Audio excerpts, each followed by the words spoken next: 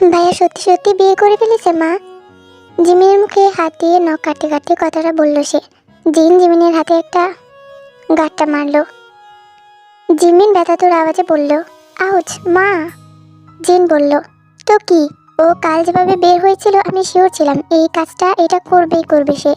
হতাশ চলে জিমিন বলল, কিন্তু মা ভাবি এরকম ভাবে চলে না গেলেও পারতো। আমার কত শখ ছিল ভাইয়ের বিয়েতে ডিজাইনার দিয়ে এটা সেটা পরবো। জিন তার অ্যাপ্রন হাতে নিয়ে বলে, সব হবে, ওদের বাড়ি আসতে দে। আর ভার্সিটি কখন যাবি? জিমিন দাঁড়িয়ে বলল, এই তো এখন যাব। তুমি ক্যাম্পাসে যাচ্ছ এখন? গেলে আমাকে ভার্সিটি ড্রপ করে দাও।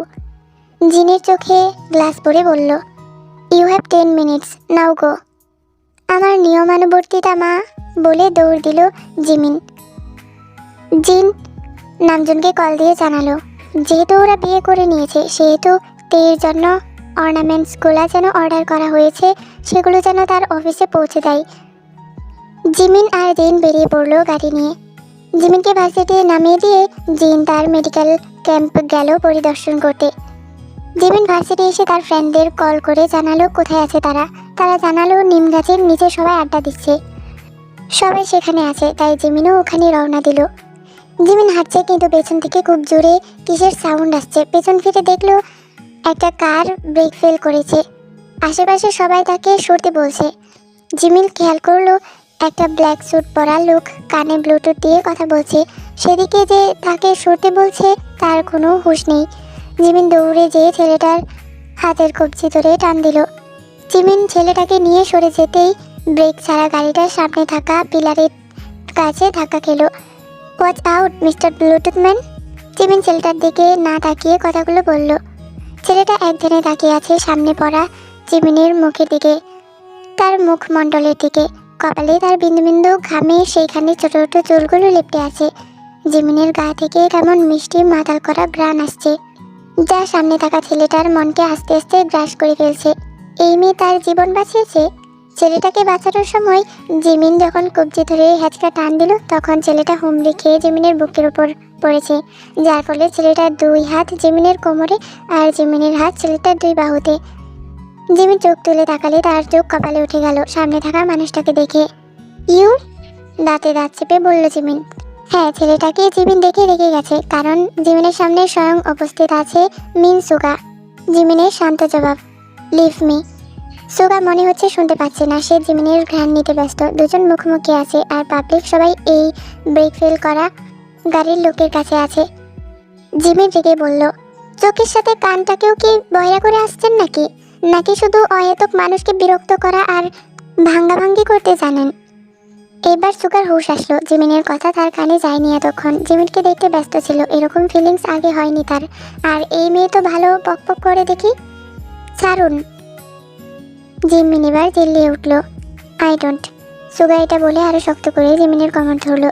জিমিনের কাছে এই স্পর্শ নতুন, কোনো ছেলে তার কাছে ঘেঁষার সাহস পায়নি, আর এই ছেলে আরো শক্ত করে কোমর ধরছে। জিমিন এমন স্পর্শ শিউরে উঠল, দমে গেল না। বাপের সম্পত্তি পাইছেন? জিমিন চোখ মুখ শক্ত করে কথাটা বলল। না, বাট আমার সম্পত্তি করে নেব খুব শীঘ্রই। সুগার কথাটা বলে জিমিনকে ছেড়ে দিল, কিন্তু জিমিনের সুগার কথার আগামাথা কিছু বুঝলো না সে। সুগার নিজের গাড়ির কাছে যেয়ে চিল্লিয়ে বলে, যা করেছো তুমি আমি সুদে আসলে মিটিয়ে দেব খুব শীঘ্রই। জিয়ন পার্ক জিমিন। এই মেন সুগা কারো উদার রাখে না, বলেই চোখে সানগ্লাস দিয়ে গাড়ি নিয়ে চলে গেল। জিমিন তপ্তা খেয়ে আছে, যে পাগল নাকি, কি বলে গেল? সুগার কথা বুঝতে না পারা আর তার টাচ করা মনে পড়তেই জিমিন আবারও রেগে আগুন হয়ে গেল। জিমিন দ্রুত পায়ে গাড়ির লোকটির কাছে গেল, যে ওই লোকটিকে গাড়ি থেকে টেনে বের করে দেখলো মদ খেয়ে টলছে। তোর বাপ মা কি রাস্তা কিনে রেখেছে যে মদ খাবি আর অ্যাক্সিডেন্টে মানুষ মারবি? বলেই উড়াধুরা থাপ্পড় দিতে লাগলো জিমিন ছেলেটাকে। তোর জন্য ওই স্যুট পরা বান্দরকে বাঁচাইতে হয়েছে। তুই জানোস ও আমার ফোন ভেঙেছে আর আমি ওরে বাঁচাইছি, আর মদ খাবি বল? বলে আরো কয়েকটা জিমিনের হাতের থাপ্পড় খেলো ছেলেটা। ক্ষমা দেন আম্মা, জীবনে আর মদ খামো না। পানি হইলেও আপনারে ফোন করে জিগামো, আম্মা আমি কি পানি খাবো? মদের নেশায় টলতে টলতে মার খেয়ে ছেলেটা জিমিনকে এই উল্টাপাল্টা কথাগুলো বলছে। দূর হ, জিমিন বলে হাত ঝেড়ে ক্যান্টিনে গেল কেক খেতে। আপাতত মেজাজ ঠান্ডা হওয়া দরকার। দুপুরবেলা জাকুব ডেকে এতক্ষণে ছাড়তো না যতক্ষণ তের কাঁদো কাঁদো ফেস না দেখতো। জাকুব ছাড়ার পর সে আবারও গোসল করে জামা পরে বের হলো। জাকুব আগে থেকে এনে রেখেছিল, নিচে ছিল তাই দেখতে পায়নি সে। জাকুবও গোসল সেরে নিচে আসলো, দেখে তে ডাইনিংয়ে খাবার সাজাচ্ছে। ফার্ম হাউসে বুয়া এসে দুপুরে রান্না করে খেয়েছে। খিদার জন্য দুজনের পেটে ইঁদুর দৌড়াচ্ছে। তেকে টেনে নিয়ে আসলো নিজের কাছে জাকুব। ভাত মেখে তেকে খাওয়ালো আর নিজেও খেলো। মা মারা যাওয়ার পর এই প্রথম তাকে কেউ এমন করে যত্ন করে এইভাবে খাওয়ালো। চোখে পানি জমেছে দেখে জাকুব চোখ রাঙালো তার দিকে, সাথে সাথে চোখের জল মুছে নিল সে। বারান্দার ইজি চেয়ারে জাকুব থেকে কোলে নিয়ে বলছে, আমি এখন কি বর্তমানে তোমার সাথে কেমন আছি, কি করছি সেটা দেখবা আগে তুমি। আমি জানি আমার ক্যারেক্টারের সমস্যা ছিল, কিন্তু বিলিভ মি, তোমাকে দেখার পর আমার মাথাতে আসেও নাই কারোর সাথে রাত কাটানোর। তুমি কোথাও কিছু দেখলে আগে আমাকে জিজ্ঞাসা করবা, অন্য কাউকে না। আমি এখন কেমন সেটা বোঝার চেষ্টা করো, কিন্তু অহেতুক কারণে চোখের পানি ফেললে খুন করে দেব। জাকুব তের ঘাড়ে মুখ রেখে কথা বলছে। জাকুবের একাধিক মেয়ের সাথে রিলেশন আছে শুনে তের মনে অনেক কষ্ট পেলেও জাকুবের বর্তমান বিহেভিয়ার দেখে নিজেকে আশ্বস্ত করলো যে না, জাকুব এখন শুধু তার জন্য। আমার লাইফে কাউকে ভালোবাসার রাইট আমি নিজেকে দেই নাই, কিন্তু তোমাকে দেখার পর থেকে আমার নিজেকে করা প্রমিসগুলো সব এলোমেলো হয়ে গেছে। তোমাকে না দেখলে, কাছে না পেলে আমার দম ফুরিয়ে আসে। আর যা আমার ভালো লাগে তাকে কখনো হাতছাড়া করি না। সেখানে তোমাকে আমি ভালোবাসি। আমাকে নেক্সট টাইম ছেড়ে যাওয়ার কথা ভাবলে জ্যান্ত পুঁতে ফেলবো। And mark my word. Jakub কথাগুলো বলে থেকে নিজে থেকে ঘুরিয়ে ঠোঁটে ঠোঁট ডোবালো। তেও খামচে ধরলো জাকুবের গলা, ডুবে যেতে লাগলো তাদের নতুন দুনিয়াতে। তোর মরা গল্পটা আমার একটু ভাল লাগতেছে না। প্রথম জেলবা শুনছিলাম, মানে এই সময় অনেক ভাল লাগছিল, বাট এখন কেল লাগি জানি ভাল লাগতেছে না। একমাত্র এই আঙ্কু ফাঙ্কু রোমান্টিক্যাল লাগি। তোর কিছু করার নাই, তোমরার কাছে নাকি ভাল লাগতেছে তাই দিতাছি আর কি। নাহলে আমি এই কপের বয়সটা দিতাম যে আমার প্রচণ্ড রাগ উঠতেছে। ইস কি যে করতাম, কিছু করার নাই। আচ্ছা যাই হোক, দেহ সামনে আটটো আছে। রাতের বেলা তে আর জাকুব বাড়ি ফিরেছে। সেইভাবে ওয়েলকাম করলো পুরো জীবন ফ্যামিলি। সবাই অনেক বেশি খুশি তে আর জাকুবের বিয়ের কথা শুনে। শুধু একজন মুখ গোমরা করে বসে আছে, জাকুবের ফুপি। ওনাকে কলে জানানোর পর থেকে ওনার মুখ ভার হয়ে আছে। ওনার বহুদিনের ইচ্ছা ওনার দেবরের মেয়ের সাথে জাকুবের বিয়ে দেবে, কিন্তু এদিকে তো জাকুব নিজেই থেকে বিয়ে করে নিয়েছে। একে জিন নিজের রুমে যে একটা লাল টুকটুকে শাড়ি হাতে দিয়ে বলল, পরে আসো তুমি।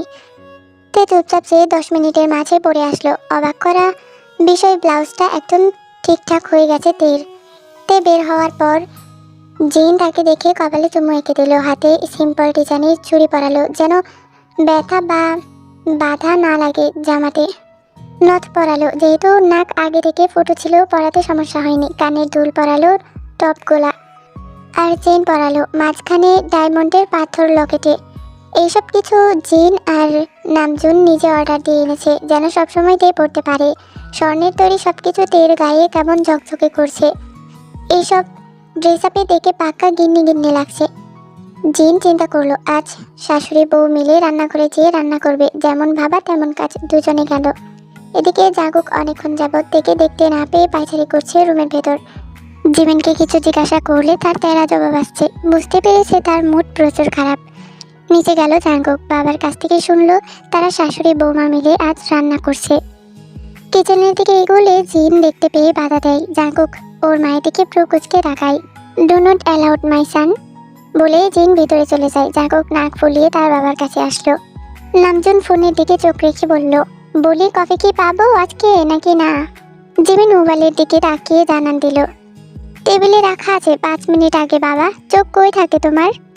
উপস, আই ডিড নট সি বলেই কফি হাতে নিয়ে চুমুক দিল নামজুন। জাকুবের এদিকে সময় কাটছে না মনে হচ্ছে। জিনের কল আসাতে সে একটু কিচেন থেকে বের হতেই জাকুব টুপ করে কিচেনের দিকে এগোলো। জিমিন দেখেও কিছু বলল না, হাসছে মনে মনে। তের শাড়ি কোমরে গুছে পেঁয়াজ চপিং বোর্ডে কাটছে। খোপা করা চুল, সামনে কিছু চুল চলে আছে, কপালে বিন্দু বিন্দু ঘাম, হাত দিয়ে মাঝে মধ্যে মুছছে। রান্নার গন্ধে চারদিকে মোমো করছে। জাকুব তের এমন রূপ দেখে নিজের যে কয়েকটা হার্টবিট মিস হলো সে বুঝতে পারছে। ধীর পায়ে জাকুব তের কাছে যেয়ে পেছন দিক থেকে জড়িয়ে ধরলো। আচমকা স্পর্শের আক্রমণে তে লাফিয়ে উঠলো। জাকুব আরো শক্ত করে ধরলো। ঘাড়মাক্ত ঘাড়ে মুখ ডুবালো জাঙ্কুক। তে শিউরে উঠে চাকুটাকে আরো শক্ত করে ধরলো।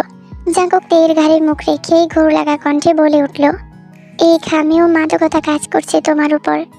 তে বোকা বনে গেছে, সরতে পারছে না আর সরাতেও পারছে না। জিন আসার শব্দ পেয়ে জাঙ্কুক দীর্ঘ নিঃশ্বাস ফেলে তের ঘাড়ে একটা কামড় দিয়ে চলে গেল। আর বেচারিতে দাঁড়িয়ে ঘাড় ডলছে। বোঝে না কেন এই লোক যে এখন এই দাগ দেখলে কেউ যদি কিছু জিজ্ঞাসা করে।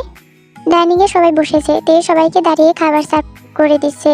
মেনুতে ছিল চিকেন রোস্ট, প্লেন পোলাও, গরুর বোনা, টিকিয়া আর বিভিন্ন রকমের ভর্তা। পোলাও জিন করেছে, বাকি সব তে নিজে করেছে, জিনকে করতে দেয়নি। সার্ভ করার শেষে তে দাঁড়িয়ে থাকলে জাঙ্কুক টেনে চেয়ারে বসায় থাকে, সবার সাথে খেতে বলে তাকে। তের এক পায়ের উপর জাঙ্কুক পা তুলে দিয়েছে। টেবিলের নিচ দিয়ে তের আর একটা হাতে জাঙ্কুক হাত ধরে আছে। এরকম অস্বস্তিতে খাবার খেতে পারছে না সে। জাঙ্কুক যখন ছাড়লো হাত, কিন্তু পা সরায়নি, চোখের ইশারায় বোঝালো আরামে খাবার খেতে। জিমিন খাবার খেয়ে এত বেশি ইমপ্রেসড হয়েছে যে সে খাওয়া শেষে তের গালে চুমু দিল। জাঙ্কুক বিরক্তি নিয়ে বলল, আমার অধিকার এমনি হন্য করিস তুই? বেশি বললে ভাবিকে নিয়ে আজকে আমার ঘরে ঘুমাবো, উইথ ফুল সিকিউরিটি। চাইলেও রুমের দরজার এক্সট্রা চাবি দিয়েও আসতে পারবা না, বলেই মুখ ভেঙচে দিল জিমিন। সবাই ভালো প্রশংসা করলো তের রান্নার। মা মারা যাওয়ার পর ছোট থেকে রান্নাঘরে যেতে সে ব্যস্ত থাকতো। কত যে হাড়ির পাতিল ধরে পড়ে গেছে হাত, কতবার যে গায়ে গরম পানি তার সৎমা ইচ্ছে করে ফেলেছে হিসাব নেই তার। নামজুন 10,000 টাকা দিল তের উপহার হিসাবে। জিমিন চুমু দিয়ে তার পাওনা মেটালো। সবাই যে যার মতো খেয়ে রুমে গেল। তে রুমে আসতেই জাঙ্কুক তাকে আলমারির সাথে ধরলো। তে চোখ মুখ খিচে রইল। জাঙ্কুক তের কপালে ঠোঁট রেখে বলল, সবাই তো কত কিছু দিল, আমার কাছে চাইবে না কিছু? বেশ কিছুক্ষণ পর তে জবাব দিল, আল্লাহ আমাকে আপনাকে দিয়েছে, যা আমার শ্রেষ্ঠ পাওনা, আর কিছু চাই না আমার। জাঙ্কুক বাঁকা হেসে বলল, কিন্তু আমি তো দিতে চাই। তে ইশারায় বোঝালো কি। এটা বলে জাঙ্কুক দরজা লক করে তের ঠোঁটে ঠোঁট আবদ্ধ করে। তারপর তেকে বেডে নিয়ে নিজের ফ্যামিলি প্ল্যানে ব্যস্ত হয়ে পড়ে। জিমিন এদিকে ফেসবুকে বিভিন্ন মিম দেখছে আর হাসছে। একটা আননোন নাম্বার থেকে বেশ কয়েকবার কল আসছে তার কাছে। বিরক্তি নিয়ে ফোন রিসিভ করে রেগে বলল, এই কোন বাল রে, এত রাতে অপরিচিত মেয়েকে ডিস্টার্ব করেন? জিমিনের এমন বিহেভিয়ারে অপর পাশের ব্যক্তিটি রেগে গেল খুব। শাট আপ ইডিয়েট, কিভাবে কথা বলতে হয় শেখনি? জিমিন আরো দ্বিগুণ চিল্লিয়ে বলল, ইউ ইডিয়েট, ফোন নিচে দিয়েছেন, আমি কি বলেছিলাম দিতে? ব্যক্তিটি দীর্ঘ নিঃশ্বাস ফেলে বুঝলো এই মেয়ে ঘাটতে রাখো। না ঘুমিয়ে প্রতিদিন রাতে এইভাবে মিম শেয়ার দেওয়া ছাড়া কাজ নাই। তাতে আপনার কি? আমার ফোনে আমার ওয়াইফাই, বিল আমার বাপের, ফেসবুক আমার আঙ্গুল, আমি শেয়ার দিলে আপনার কি যায়? হ্যাঁ, এত জোরে চিল্লাও কেন? মেয়ে মানুষ, একটু আস্তে কথা বলবা। জিমিন এইটা শুনে খট করে ফোন কেটে ফ্লাইট মোড অন করে দিল। মেজাজ তার চরম খারাপ হয়ে গেল। ফোন চার্জে দিয়ে ঘুম দিল সে। অপর পাশের ব্যক্তিটি ফোন দিয়ে না পেয়ে কপালের রক্ত আর ফুলে উঠেছে। এই মেয়ে এরকম কেন? ব্যক্তিটি আর কেউ না, সুগা ছিল। সুগা জিমিনকে ফোন দিয়ে এত উদ্ভট বিহেভিয়ার পেল। দীর্ঘ নিঃশ্বাস ফেলে বালিশে মুখ গুছল নাক ফুলিয়ে। তো আমি আজকের জন্য এতটুকুই থাক। সত্যি বলতে এখানে জিমিন আর সুগার কাহিনীটা আমার সবচেয়ে বেশি মন কেড়েছে আর কি। মানে দেখুকের চাইতে বেশি সুগা জিমিনের কাহিনীটা বেশি ভালো লাগতেছে। যাই হোক, তোমরা আবার কেউ ছোট ছোট বলে চিল্লাইও না, কজ এই গল্পটাই ছোট, তাই পর্বগুলা ছোট হইতেছে। 2টা পর্ব করে আমি একটা পর্ব বানাইতেছি। তো আজকের জন্য এখানেই থাক, দেখা হবে নেক্সট পর্বে। মনে হয় আর 2-3টা পর্ব হবে। তাইলে আজকের জন্য আল্লাহ হাফেজ।